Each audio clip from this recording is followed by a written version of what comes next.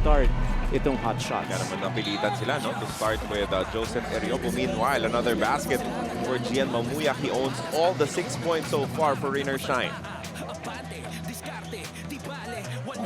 You can see the kind of speed that Coach Yengao wants here in his team. They missed 14 free throws. So when you listen to Coach Yengao, pagdating sa kanyang press conference after the win, parati niyang sinasabi, we're a better free throw shooting team right now. That's why we throws. In the following game against Meralco, they lost by 4 points. They were not able to convert 12 free throws. So pangatlong laro nila against Ginebra, they lost by 6. They missed 14 free throws. So when you... Nakakapagod, mas iba ba talaga? It's difficult, lalong-lalo na yung land trip.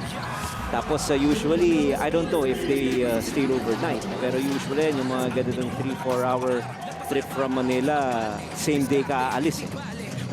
In the second quarter, 7 total TOs for Rain or Shine. That's an end one for Ian Sanggalang. Kanina sinubukan niyang postehan si Bobelga para siyang bumabangga sa pader. Now, papalitan niya ng konti yung kanyang diskarte, attacking off the dribble. Plus 14, simula ng pinasok ni Coach Chito Bigdolero. Now plus 16, itong pocket-racket ngayon ng hot shots. Yung hugot na yon, when he went small, kasi matatandaan nyo, yung pinalitan ni Jed Mendoza was James Laput. And when he entered Yung outside shooting na yon ni Andre. Oh, look at that connection. An alley-oop play completed by Mark Maroca. And he could even make it a three-point play. Better fluidity on offense, better execution, pinpoint assist.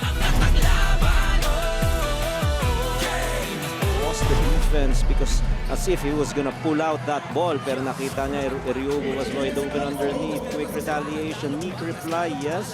But at least it's a high percentage basket by Rain or Shine.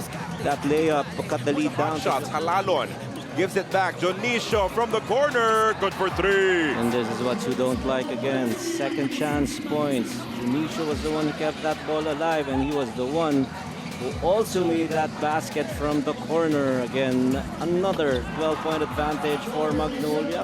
Quick reply.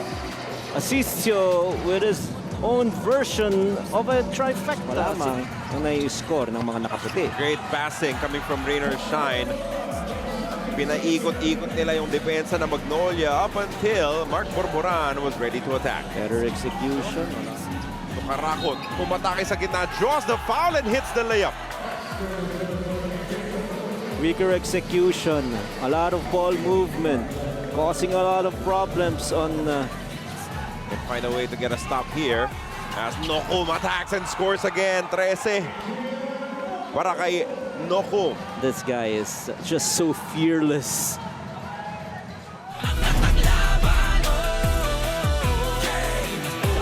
And that's what they're trying to play dito sa fourth quarter. Bobelga fresh as a daisy and he will bang this one home. May foul pa mula kay Abo. Massive basket by Bobelga. He had a long rest, so he's coming in fresh. And thanks to the Mendoza did not want to take the three. Polly will, and he will convert. It is just a matter of time. Prior to that shot, Polly was 0 out of 5. First three-pointer in the ball game, but enough to maintain a certain for the Olaso Painters. Let's see how Magnolia will take advantage of that one. Eriobo. Okay. Really feeling himself. Masyado daw maliit yung depensa.